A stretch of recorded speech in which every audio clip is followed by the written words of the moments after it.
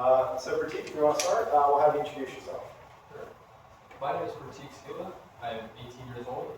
Today is January 22nd, 2025, and I'm currently at the Orange County Regional History Center with Mr. Walter Hankett. Sorry, Hawkins. Hawkins. No one say that? Yeah. I got you. Sorry about that. I'm just going to read the. That's my bad handwriting there. Yeah. My name is Pratik Sila. My name is Pratik Sila. I'm 18 years old.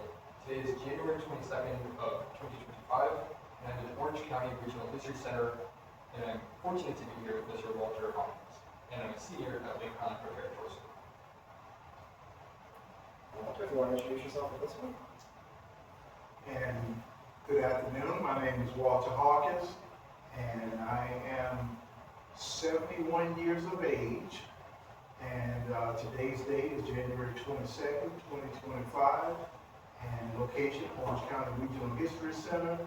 And name of the interview partner is Pratik Sila, that will be interviewing with us, and a graduate of Jones High School in 1971.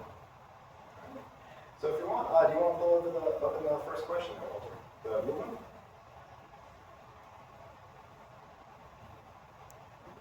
And Pratik, can you tell me what made you want to do this interview today?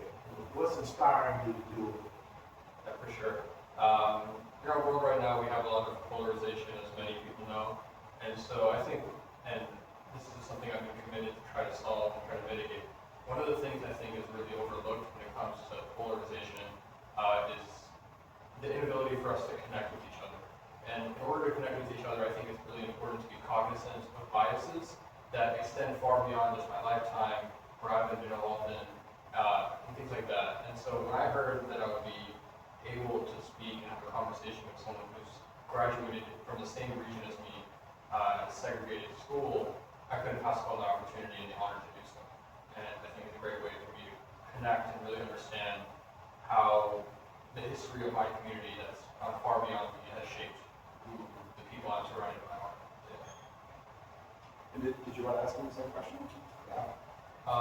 For you, what made you want to do this interview today? Well, when I got the call about coming and participating in this conversation, I was just intrigued because of the fact that Jones High School, which is I'm a graduate of, has gone through many different periods of time. And prior to my years at Jones High, it was primarily a segregated school. And up until my senior year, we went to integration, which was in 1969, 1970. So a lot of this is just conversation to explore, what has transpired to now where it's fully integrated based on times and situations and the dialogue and the experiences we had growing up in a segregated area. I didn't know it was a bad thing because everything was wonderful in my neighborhood where I grew up. So, when it was called to talk about this conversation, like I wanted to kind of share two stories, the stories of integration, but I also talked about segregation and what was the impact on my life throughout those periods. Do you want to ask the second question? Oh, this would be where you're reading your partner's bio. Okay, my Pratik is I'm a senior at Lake Highland Preparatory School, and since I was 12 years old, I traveled across the country to compete on the national circuit of Lincoln Douglas debate. So that's extremely kind of competitive on that level. And I'm an advocate of youth civic engagement and nonpartisan political disclosure. As a high schooler, I was interviewed on both sides, the Democrat and Republican side. That's a tough situation there. Of Congress. Just the past week, I covered the Global Community Summit at the King Center for my podcast, Gen Z Votes. And I also worked with Orange County Supervisor of Election to begin Florida's first youth poll worker initiative, which is very important, especially for Orange County and the state of Florida. I continue to advocate for unity, democracy, pluralism in the face of rampant disagreement and polarization, which we have a lot going on as a matter of discussion. Well, did you have any questions for Pratik from kind of reading the line there? Well, I can just ask him here, what detail in your bio would you like to know more about and talk about, and kind of share that and why it's important that you want to share that? Yeah, like you mentioned, one of the things you said was it's hard to be on both the Republican and Democrat side. This past summer, I was an intern in the Senate, and then before that, I worked on the House on the Democrat side.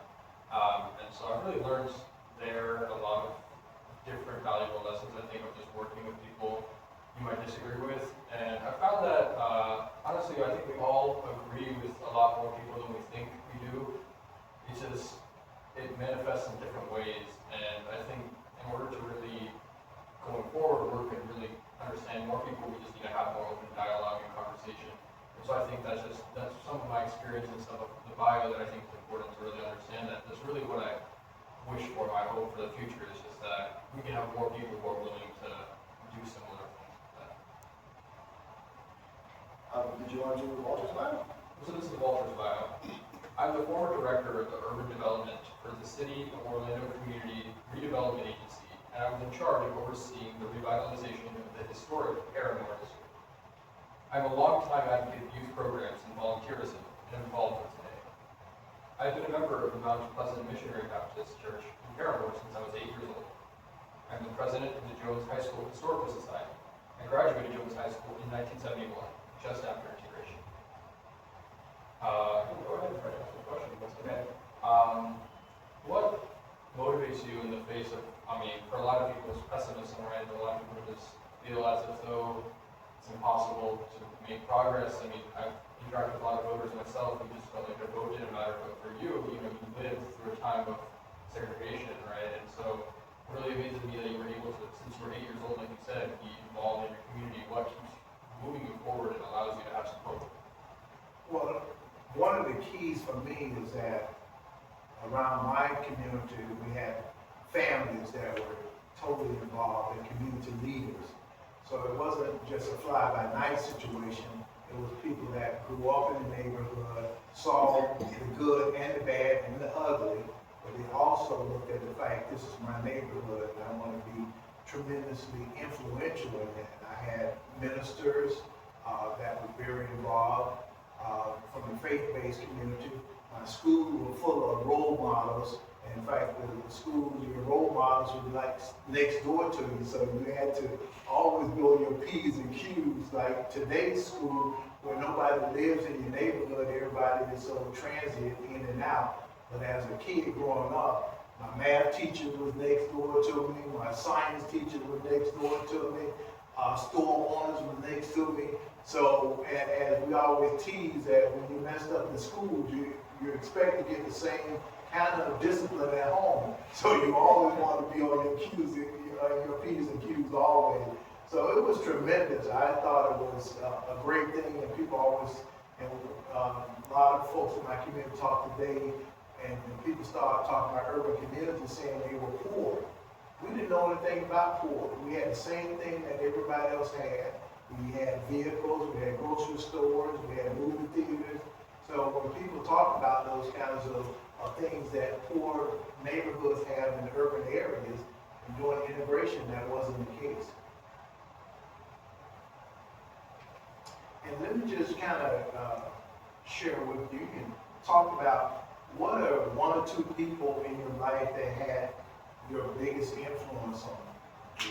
Can you share that? Yeah, of course. So the first, I guess I'm going to go over a couple of categories of people. There's been a lot of people already. The first would be social advocates. Just last week, I was at the King Center, like I mentioned in my bio, and I think back still in English class when I was reading, for example, Dr. King's letter from Birmingham jail, or, I was just talking to Dr. Bernice King last week, getting to see these people in person. I had the opportunity, fortunately, I've been able to have the privilege to meet some of those leaders in person. Just getting to learn from their lived experiences and their leadership and just how they persevere really keeps inspiring me. And so I would definitely say, people like Dr. Bernice King, Dr. King himself, one group of people. And then I would also say in the local community, like I mentioned, I work with our Orange County Supervisor of Elections, Mr. Langozine. We started a poll worker initiative, and actually we worked with some Jones High School students themselves. We got some of those students to work during the general election on November 5th, just last year, calendar year.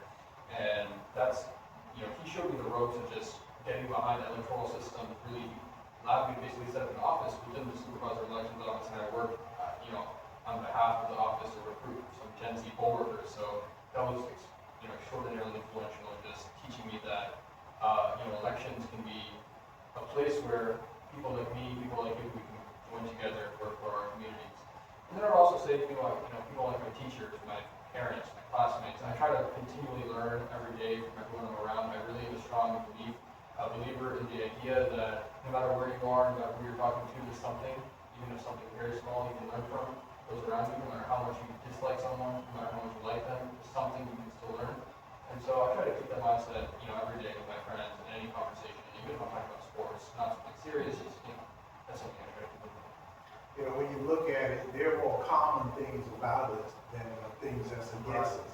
So, when we look at life, we look at it from that lens. And so we may see a lot of things on television and through the media, but in life, we have more common good than we have odd things against it. Yeah, for sure.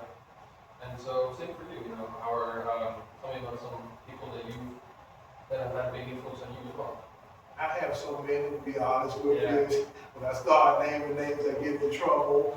But as I mentioned to you earlier, I was influenced primarily through various people in the community, especially through my faith-based community. There were several ministers that definitely took a role in the community. And the reason for that, because they lived in the neighborhood. They didn't live 30 miles out. They didn't have to drive in. They were just connected to our community. There were people at the barbershop that was influential. You're sitting down there chatting with other friends of the neighborhood. They were coaches. I played a little football while I was at Jones High School. So I had coaches that also lived in the neighborhood. They saw what it was all about. And so it was a little fear sometimes because you always had to be on your P's and Q's, because if not, then somebody could reach out there and call your parents up and knock on your parents' door and say, Walter's not doing what he needs to do here. And so that kept me more focused, but it was just many role models. So if I start naming them, to be honest with you, I'll be here all afternoon sharing with you. So I got thousands of folk that tremendously influences me and still influence me today. Because every day we learn. Of course. Could you just maybe briefly describe in your own words your personal political values? I think you talked a little about that. Maybe can you give us a little more insight to that? So I feel like at my age especially, I think it's far more important for me to care about the process of politics and deliberation rather than necessarily some individual outcomes. And so what I mean by that is I'm really interested in the idea of being nonpartisan and bipartisan, just working with anyone and everyone who's involved, right? Because you can make enemies of people all you want, but at the end of the day, whoever's interested in politics, they're going to be interested, they're going to want to go in. And so it's far more important to try to find common ground with those people rather than shun them away from their sphere of influence. And so I'm really interested in the philosophy of nonpartisanship, right? Reason-based politics, thinking about issues just on their merit and how important they are for society. And so I think that also lends into my belief of inclusion in the democratic process, which is that my belief is, generally speaking, the more people we include, the better outcomes we can produce by looking at where we're wrong. And so I think the two core political philosophies I have is nonpartisanship and then political inclusion. Yeah, and I agree. I think if we could take away those splits, the Republicans and the Democrats, and just kind of look at what you're all about, what has been an influential part of your life, what do you see as a key to making a decision, because you just can't always go down party lines and say this is the right way or the wrong way. Once you figure it out, and based on your history, based on your background, based on how you've been brought up, we have a good idea of what position or how we're gonna stand on certain issues. And before we go to the next thing, I'd just like to add on to that and say, like, we see that too abroad. We see the EU, for example, they have multiple political parties. It's not just one or the other, or this, that. And I think we can learn a little bit from other nations as well about how we can, to some degree, partisanship is going to be inevitable, right? You're going to ally yourself with those you agree with, and you're going to form a community based on that. But I think we can do a lot better job of making it rather, less binding. Did you want to ask the same question too? Yeah. And you as well. Could you describe your political views and your values? Well, I'm primarily a Democrat guy, but I do kind of go back and forth based on my background, based on my knowledge of the political person or different political parties and what they represent. And I try to look at what influences they're trying to do that will be impacting my neighborhood. I kind of look at it from a general standpoint, not just Walter, but what does it do, what values do it provide for the overall good of the community. We just went through the whole deal with picking a president. You got so many different dynamics you got to look at, but overall, what's the good of the community? In our community, we're so divided at this point. We need to be looking at how do we come together? How do we trust each other? How does it help us economically? How do we get people fed? How do we get things done in our community? So I look at it as I want to look at who has the best opportunity to impact the neighborhood, to help us to get better. I believe in that if we all work together, it's going to be more successes than that. If we work against each other, we'll be more divided. We're not making the progress that we need to make.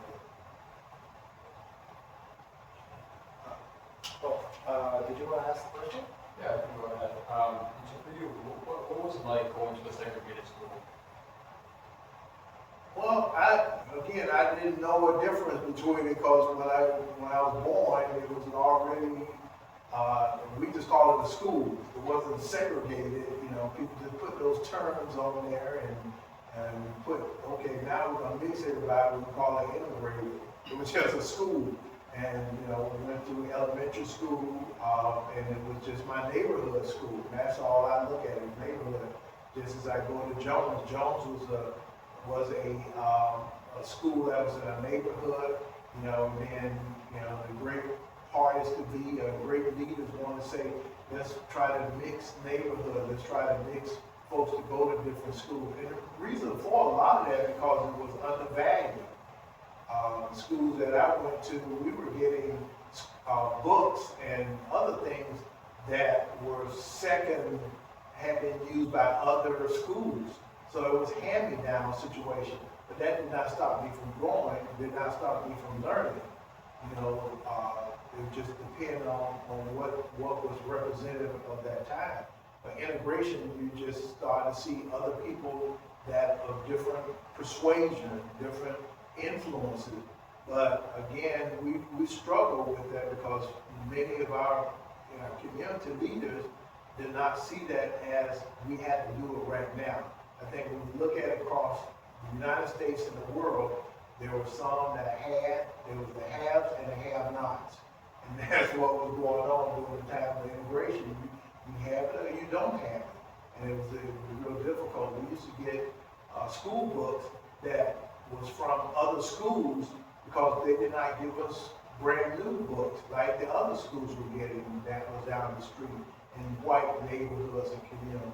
But that did not stop us from learning. The education that I acquired at Jones High School, I can compare that to Lake Highland. I can compare it to other schools. It was just in different neighborhoods, different socioeconomic means, but it was about what you had in your heart, how you wanted to learn. The teachers instilled that. And when they talk about the great Jones High, because we instill that pride, we instill that community foundation. So anyone that goes to Jones, they'll tell you this. I would encourage you to go and visit our school one day, and you will see that pride of the school, and they will always tell you the great Jones High School. Can you, I'm curious, curious, can you tell the story of like how you found out that the school was going to be integrated? Well, it was, Jones had been one of the schools that was politically on the drawing board to be closed. And several times in the 60s, we had folks that were walking, the students were going down to the school board, and they were saying that we don't want the school closed because so much had been learned from the school and how much of an impact for it. So there were several walkouts in the 60s that went down to the Orange County School Board and said, no, you can't close Jones High School. And because of that effort in the 60s, that's why Jones is still standing today. Because the students took off, and he can talk about that and say, once you get fed up enough, you're gonna do something about it. And that's what the students did. They went to the school board and said, you're not gonna close Jones High. Plus the parents said the same thing. The minister said the same thing. All those individuals got together, and like I said today, that's why Jones is standing, because there were several attempts to close Jones High School. Did you want to ask about Walter? Oh, yeah. Well, what was it like for you going to the school that you're in with the various cultures? You know, because you didn't go through a segregated situation, so your experience is that you had multiple cultures and background, and how did you see that? How much of an influence did that lead you to doing what you're committed to going forward in the future? I want to start with talking about what you just said, which was, for you, it was a school, right? The word school, the idea of a school, the concept of school was just, you know, what you had already been going to. But for me, right, if you had asked me about a segregated school, right, it wouldn't make sense to just make those two equivalent, segregated school versus a school. There's, you know, there's a difference versus those two. And so I think that speaks volumes to how much I've just taken the idea of integration in school with mixed views as, you know, for granted almost, right? Because I haven't even had to consider that question across my lifetime, right? It's since I was, you know, I think I look to my friends, right? My friend group. I have friends from Pakistan, from China, from Colombia, right? And I have all of these different perspectives, which maybe, you know, if it was 70 years ago, 50 years ago, it wouldn't have been the same, right? And so I think that brings me to, like, you know, a great deal of pride for going in the future, where, you know, demonstrating that we can really bring progress to things like that, you know, because like you said, you wouldn't have even thought about that as like a idea, right? It was just school for you, right? And so maybe I can also ask you now, how has that, like, you know, helped you going forward, thinking about it? It's almost like like, you know, people say anything is possible, right? It's like the same type of thing, right? That you try to achieve what was considered as impossible, or not even, you know, in the pictures, like really thinking outside of the box, right? Is that something that you've learned? Because for me, when I think about integration, right, and just coming back to the question, it's just like, it really speaks to how I should be looking, going forward to thinking outside the box, thinking about how much more there really is to achieve, and to stop, you know, to keep fighting, to not to let up. Well, you know, it takes a person like yourself that, you know, because of your interest today and where you're hoping you find yourself, it created just that foundation. You know, once you get a foundation, and I know your parents have given you the foundation, giving you those, and I think that was, for me, the foundation was laid at Jones. It was laid in the community. It was laid through my church. It was laid through just on the playgrounds. It was laid through playing football. And later, as I went to one good example of integration, but it's not integration in my eyes, but when I went to college at Savannah State University, I had never been around so many international students. So that was, to me, that was integration right there, because I had not been exposed to that kind of situation. So now I got folks that was coming from the various islands, or coming from Asian communities, just across the board, and various views and your experience. That once you go to college, you'll see that all these variety of individuals and how we all work together, how we come on campuses have various issues that we discuss all the time. So, you know, it's always good. It was a good learning experience, and I learned every day because you know I'm a certain religious, you know, I'm a Baptist in our church, but that does not stop me from learning other religious denominations and what they're all about, because we're supposed to be about loving each other. Yeah, and I think that also, one thing I've just, while speaking, I've also thought about and learned is that one of the values we always have as like Americans is like individualism, right? Which is definitely important, but it's also, I think, the example you just gave going to college, seeing international students. But then you realize for a second, maybe, you know, we're all in the same place, we're all in the same country, we're all working towards a similar goal, you know, making the world better in some way. And so I think that also, the idea of integration also sheds some light on how important it is to like prioritize your community and just collective success instead of just, you know, individual success. And not having people make decisions for you. Because a lot of times when you look at integration, decisions were made with little influence from the people that is going to hurt. And that really set a major condition that, hey, why can't we speak for ourselves? And somebody else has to speak for you. No one likes it. If your parents got to speak for you, but you got a different set of values, you're going to say, why my parents always saying this, but I got a different view, and that is a different view because of what my environment has been about.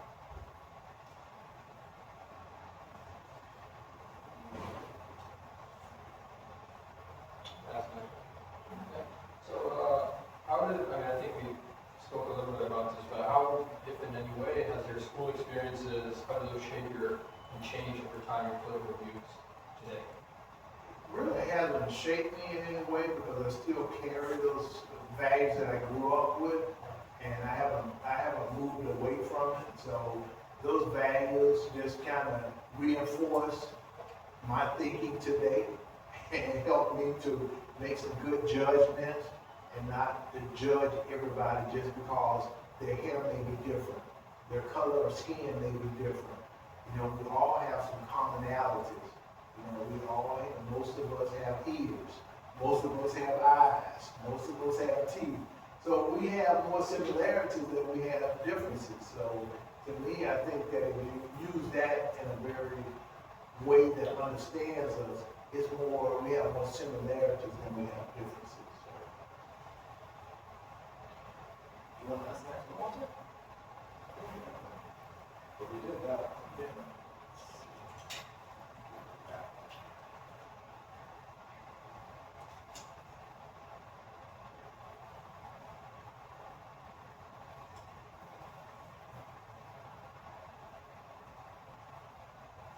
How did your school experiences shape or change your political views?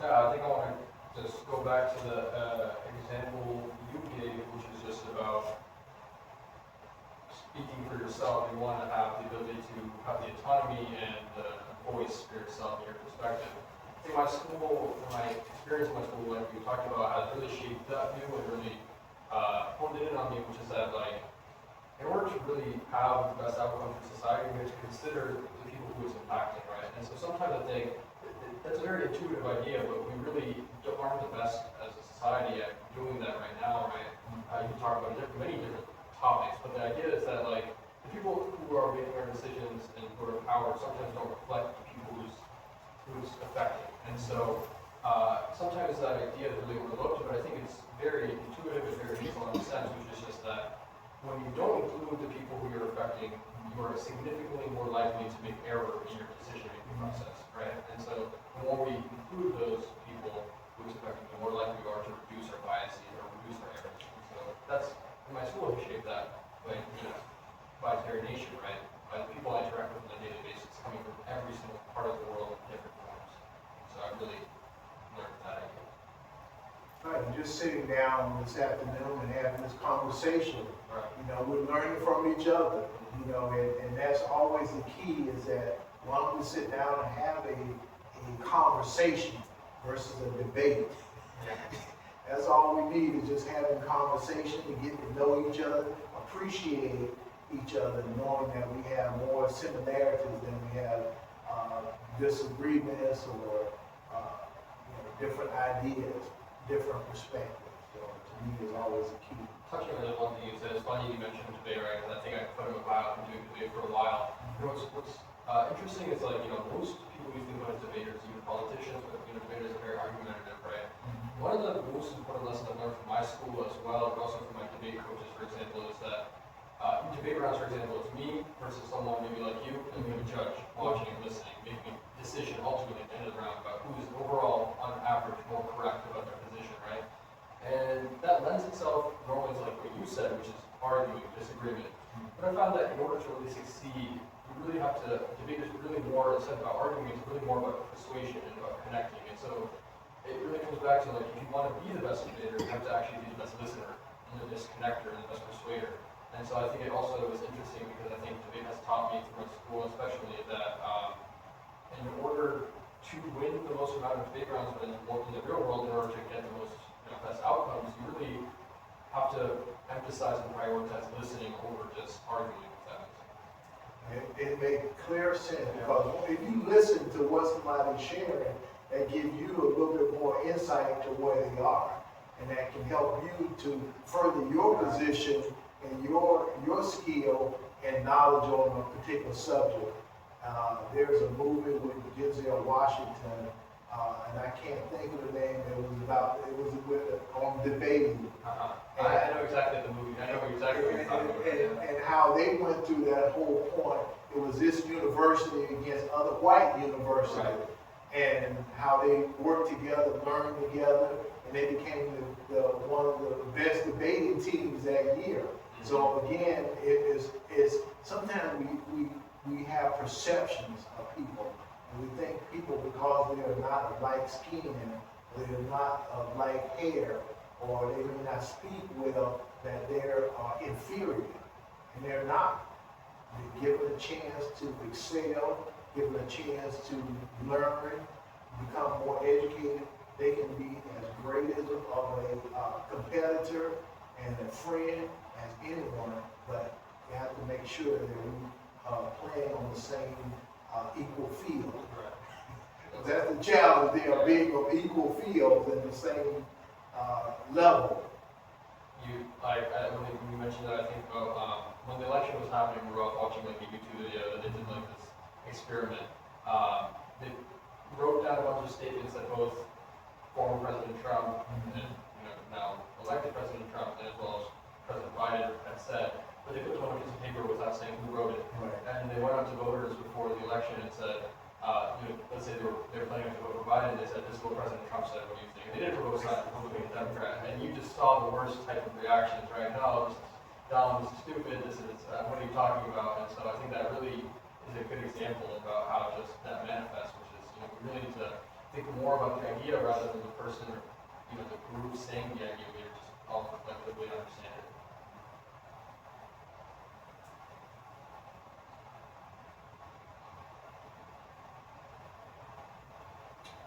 So, I've been going to a segregated school in fact how you want your children to be educated and, maybe anyone else going forward. Well, I always had the mindset of my kids, and I have 3 kids, 1 boy and 2 girls, that they are to be, use their knowledge, understand what parents have taught them, making sure they're fair as much as they can, try to be as informed about everything that they are being confronted with, situational. And I want them to always pass that information on to their children, because it doesn't stop with your kids. It has to go from one generation to the next. I always want my kids to be fair. I want them to exceed in everything, and don't believe that you have any deficiency unless you have some physical deficiency. But if you are pretty much a normal individual, you can learn as much as any individual. Whether they're in this neighborhood or that neighborhood, you have the same capability of learning. You have the same opportunity to live in a neighborhood that you wouldn't normally think you can live in. Go to the highest or the most decorated schools, accredited schools. You have the ability, you just have to apply yourself. And, you know, you get accepted, and if you don't get accepted there, you go to the next school. And then don't tell them where you may end up, because we can't predict what's gonna happen to us 20 years from now. We have to look at what choices do we have in front of us, what opportunities we have, how do we live off of them, and how do we continue to maintain the best. I always tell them, if you're honest, you will achieve. If you work hard, and you have to define what work hard is, something like that. You have to define what that means. But given a fair shot, given a chance like anyone else, then you go for it. Don't hesitate about it. So I always encourage them. And I encourage that. I work for a nonprofit called Professional Opportunity Programs for Students. And we work with 16 to 18-year-olds. And I'm telling them, you know, you shoot for the moon. You have an opportunity to advance yourself. You know, you might start out with a GPA of 2.0, but in the long run, you might graduate with a 6.0. I don't know how they get these different levels today, because in high school I was there, the highest was 4.0. Now how you get to 6 point such and such, you know, weighted, that's a different story. So the chances are good. You know, so, you know, you take advantage of it. What opportunities in front of you, if you're given an opportunity, don't hesitate. Just say, hey, I applied, and I'm willing to do whatever I can to succeed.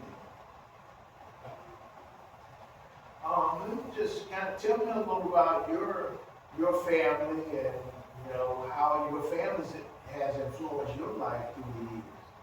Yeah, so my parents both immigrated from India, and so we go all the time. Unfortunately, due to COVID, we've gotten a bit less. I go back there all the time in the summer. And like I mentioned earlier, so one of the ways in which they've impacted me is I think about the opportunities they may have had when they were children, just who they've interacted with, right? I've been fortunate enough to interact with people from all different backgrounds. And I don't think that's an opportunity a lot of people would say throughout history, right? That's a very modern idea in a sense. And so that's one of the areas where I'm really appreciative, and going forward, I'm really looking to take advantage of this learning about different cultures. The second way I think would be the idea of resilience and hard work, right? It puts everything in perspective, not just to say maybe my struggles aren't valid or legitimate, but it definitely tells me that there's something to look forward to, something to work towards, something to, you know, make out of the opportunities that I've been given, unlike 99.99% of the other people in the world. And so that's, you know, and then the third thing is they've always emphasized the idea of community and like hospitality between people, right? Just treating others not only how you'd like to be treated, but going above and beyond what's expected for someone. Taking the time out of your day to, like, if you see someone a little bit down, you ask them, but there's nothing you can ever hurt. No harm can be ever created from being nice to someone and being positive in your day, right? So those are some of the biggest lessons I've learned from my parents and my family. Let me just ask you, because it's interesting, when you look at the population at Lake Howland, right, what would you say would be the dominant kind of ethnic group or race that, and how does that interaction, do you see that as a great environment to deal with various cultures? You know, because I don't know, you know, they were not around when I was there. So how do you guys deal with that when you have some groups out there feeling like they're not being received or don't have maybe a significant voice, that, you know, the minority students, and I don't know how you define minority on your campus. So. Right, yeah. So I think I'm not aware of the exact numbers, but I think the breakdown is white Americans are still the majority of students in my school, but it really isn't like something so out of proportion where we have a lot of representation from different groups. Specifically, we have a lot of Asian students. We have a lot of Hispanic students, for example, as well. And I think, honestly, it's never been, for me, for example, my friend, I've had a lot of friends who are similar to me who have Indian heritage. But for me, actually, as opposed to a lot of other Indian Americans, I've grown up with a friend group that's primarily not Indian or not Asian. And so that was a big difference for me than, I don't know, for my other family friends who might not go to my school, right? right? And their friends are typically, most of my family friends, their friends are typically, their friend group are mainly Indian Americans. And so I think Lake Highland is pretty unique in that, like, you can find a lot of people who have similar interests to you, but have completely different cultures. And so, honestly, I have never really had a problem. I think that's, I just grew up in this type of environment, and so I've really never had a problem getting along, or a problem that's feeling underrepresented in my community. But I would definitely understand, I guess, that other schools and other communities who aren't, have the same privileges I've had to, like, they feel a little bit marginalized and, oppressed in that sense. But I think, especially at my school, we have a great student body. So many clubs at my school, I can't tell you the number of clubs, right? And then that's what makes my school great. There's a lot of freedom extracurricularly. We do a lot of intergroup events between different clubs. And so I think there's a lot of, it's literally like a mixture, a blending from our house. For you though, maybe, one question I did have as well about, your growing up is, from your experience, I guess, what would you want my generation to know about your experience growing up, about your school experience? What's the important lesson I should have going into the future? I think the keys to all of it, for young people to just understand there were years and decades of separation of the various races, groups, and how that separation influenced laws, influenced government, influenced so many things that that did not allow conversation. You look, go back to slavery, how people were brought to a country, brought to an area that did not have any say of them legally, and was not given equal rights and given those types of things, and how they had to endure those challenges, endure. And so when we have it today going on, even as I mentioned to you at Jones, we didn't have everything that was given to them. We didn't have all equal facilities, all these things. So in time, they were presented to our school, and then from that, then the community started being equal value, because at one point you can only live in certain communities in Orlando, and now you can live wherever you want to. But for that period of time, you didn't have that opportunity, pleasure, given that type of situation. So to me, it has helped me to let people know that if we were given those things many years ago, don't tell them where we'd be on the radar scale today. Because and what it also creates, and people don't understand that, is jealousy. And then it starts a lot of infighting, because you look at God didn't create all of us. We talk about equal, but we all were not equal at the time of our birth. We were not all equal when we grew up in our community. We were equal with limbs and body parts. That was more equal. But when you come to economics, and economics created a major influence in the community, because you had slaves that did not have it, did not have those things. And the other point I wanted to share with you, a lot of things that was invented in the world, African Americans invented them, but very few people knew that. And they don't really talk about that. So a lot of stuff that maybe we had discovered a long time ago, and that we got paid for, we probably be rich people today. But no, based on a certain situation, it did not work out that way. So, it's how you look at history. History is something you can't destroy. You can't burn it up and say it didn't happen. History happened. It's part of life. It's what you learn from it and what you do as you go forward. Can I ask you a quick follow-up about that? When you were, in school, it just seemed inconceivable for me, right? That the idea of a segregated school was a normal school. That's just something that was it a question? How often was the idea idea brought up socially? Like, did people feel a huge resentment towards it, or was it just taken as, okay, this is how it is, or, I mean? It was just how it was at the time, and people still learn, people still advance themselves. But it was just still just a mentality. You still had certain people had certain saying, we're not going to mix the races, we're not going to mix the families. But that did not, based on situation. To me, I always do an example of people talk about, did you experience being poor? I said, I didn't know anything about being poor. I had the same thing as everybody else had. In other communities, I had a place to stay, I had clothing, I had transportation. So it wasn't based on just how much you had in the bank. You know, what you had and how you felt about yourself. We were just as rich as the next person.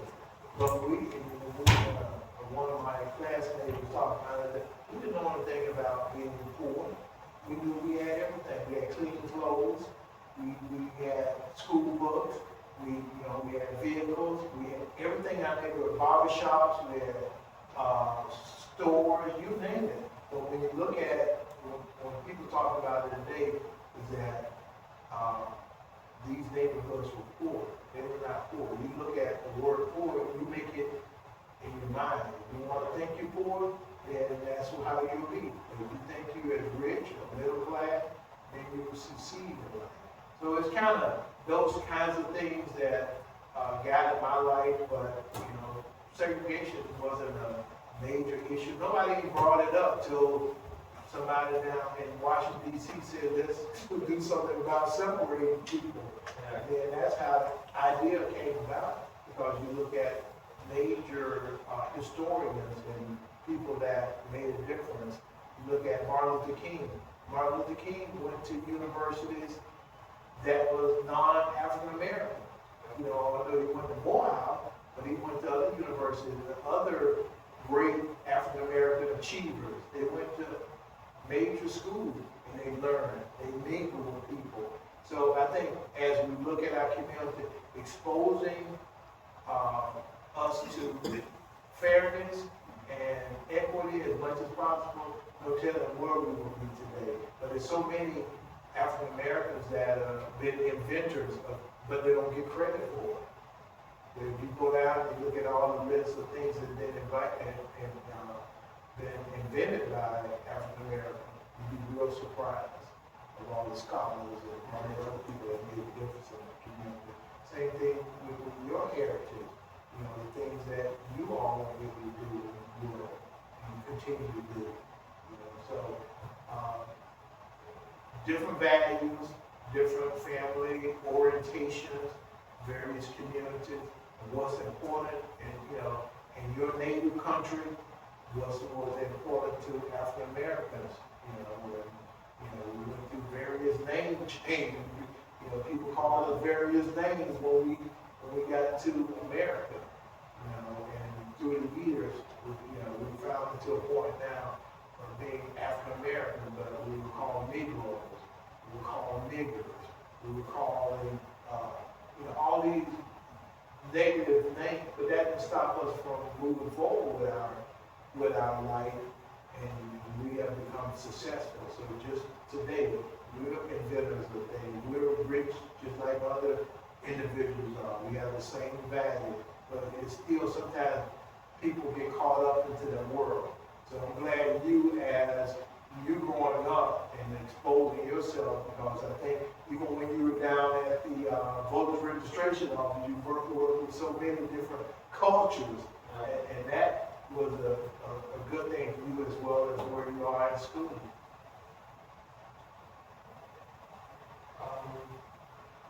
Are we here to end? Yeah. These are kind of like the wrap-up questions. Did you want to look and see if there's one in here you want to ask?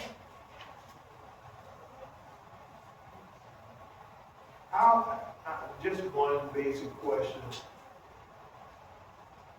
What would you say that you have learned from our conversation this afternoon? Because that's the one thing that I wanted to be about, is have I shared information that will guide you or impact you as you go forward? And where do you take this conversation after we end today? Yeah, there's definitely two big things I'm just thinking about going forward. One of them you just mentioned is a lot of it has to do with mentality, right? You talk about poorness being a mentality that you have to overcome. So that's really taught me the importance of resilience and being more, but that's not necessarily a physical thing, but a mental thing as well that helps you guide others and guide yourself, guide your family, guide your community going forward. And then that leads me to the second thing, which is that you kind of have to be, for me, as someone who's kind of, has a lot of privilege and has a lot of opportunity going forward, I need to be kind of unsatisfied always when it comes to getting change in my community, right? We can't just stop at maybe segregating the school, integrating the school. We have to go forward more than that, advance economic equality, advance everything like that. And so I think just talking to someone like you, who's literally had the lived experience of, being in segregation, it's definitely something I can't get anywhere else, right? Because even before this conversation where I knew I was going to talk to you, I didn't know what your experiences were like, right? So going and walking on the road, I didn't even think about the idea that the community I'm standing in today could have been segregated once upon a time. And so that will definitely keep the weight of that and the weight of our history in Orange County definitely in my mind going forward. And I struggle sometimes with our kids today. As a kid growing up in Orlando, there were areas where you could not go into a store in downtown Orlando and drink from the same water fountain. That, and so when somebody tells you you can't do it, you got to go around the corner. You can't use the same restroom. It has to have the word color on it. When you go into a movie theater into downtown where you can't sit on the ground floor, you got to sit in the balcony. Those are the things that we had challenge of integration through the years. And I sometimes challenge our kids today because the young African Americans, they don't know anything about integration. They automatically assume everything was given to them. They can go into any hotel without being questioned. They can go to any movie theater without being questioned. They can go, where for me, I had to, sometimes in restaurants, go to the back of the restaurant to get my food. I couldn't walk in the front door. Today, African Americans, they can walk in the front door and like nothing's, it's a new day. But, the conversation, it did not cause me to say I'm giving up, but it now is giving me a chance to experience what you guys are given, that you are born into the world. But all of these things are just like, it's carte blanche now, where these things were not that way for me. And I had to do some things that, and people fought. And that's why Jones is open today, because people fought to keep Jones. If Jones would have collapsed and the community would have said, we're tired of fighting, we're going to let you disperse us out to all the neighborhood. No, we want to keep Jones in our neighborhood. We want to keep this school in our community. Now, I can't tell you, maybe a third of the students today at Jones may say, well, we need to close Jones. But I can tell you 3/4 of them will say, no, we need to keep this community very active, keep it alive, and not see it closed. Just to follow up with that, you just explained the weight of how the differences between now and back when schools were segregated. You lived through the transition period, right? And so how, when I think about, let's say I have an argument with my friend, right? It's very natural to not to argue, you have some resentment towards them, right? But you lived through a time that was like, that argument was way bigger of a scale, way more impactful. So how is it that you were able to go from living then to now living in a completely different world and not have, and maybe you might, but not have that stubbornness or resentment or that closed-mindedness towards those people who were also during that time existing but on a different side of the community? A lot of it, and it goes back to not too many people, I'm a very religious person, because God has been very important, my religion has been very important, and I always keep that number one. And I always look at, I want to treat you in a fair way. Even if you and I get in a fight, we're gonna still be friends at the end of it. And if I can treat you fair, I think you would also do that with me, do that with your brothers, your sisters, with your family. And that's what we should be about, love, working together, trying to be as genuine and helpful in any way we can. So we may have some differences, but we have more likeness and more togetherness than we have division. And across this country, we got so many countries that we're dealing with, so much influences going on. And it sometimes to me is all about the money. If we can get rid of the money, and we'll be in better shape, but we can't, because everybody's trying to get one up on the other. And that's why we have the division we have economically.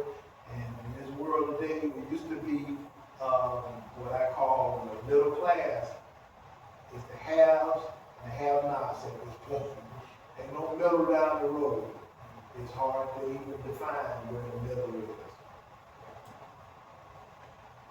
Is there anything that you're going to take away from the conversation? Well, just being able to share, he really gave me a good understanding of his history, his family, what he's all about. Because that's always important that we leave here and learn from each other. So we appreciate him, and I appreciate his value. I appreciate his upbringing. And he comes across like a gentleman that's genuine, and he wants to make a difference. Because when you're going and be a debater, you got to be a good listener, as he mentioned, and sometimes you got to throw the gauntlet down because you want to win, but you still gonna respect that the other debater along the way. You're gonna respect them for what their position is. At the end of the day, we're gonna shake hands and say, "Good job." And I'll see you the next time on that debate scale. I'm gonna beat you. I may not have won this time, but I'm gonna win the next one. So, competition is always good. Just as long as you leave there with a smile on your face and goodness in your heart, and you're not being angry. You be angry with yourself, but that's on you. But try not to carry it over to your community and cultures.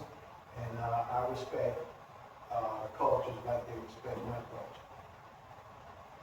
Is there anything that either of you guys want to ask before we, kind of wrap up? Maybe just a quick last question is, going forward now, and maybe for me in my lifetime, to take on responsibility for is, what do you think is like the unfinished business when it comes to segregation, but not just maybe segregation, what is unfinished when it comes to social progress, and what is your hope for the future? I think that just most of the unfinished business is giving recognition and giving acknowledgement of what people have made a difference in this community, in this world. There's a lot of things that people take credit for, things that was done by other cultures, or done by other people, that they do not receive the attention. And you can see that when you look at movies. You look at the various actors and actresses.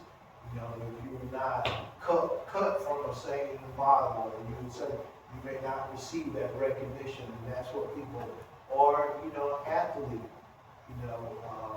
various things. I just think that we should be about trying to acknowledge and recognize that there are people just as gifted, just as talented, and just as doing well. And I think if we can ever get there, I don't know if we get there, to be honest with you. I think there'll be the time that we look at everything across the board as 100% equal. I just don't think we're going to get there. Just how it's set up in the world. But if you can make a difference, and I can make a difference, we have to start with each other. We can't worry about 50 billion other people, but if you feel like I'm making a difference, I'm not being stereotypic, I'm not being racist in a way, but if I can treat you with fairness, that's what I always want.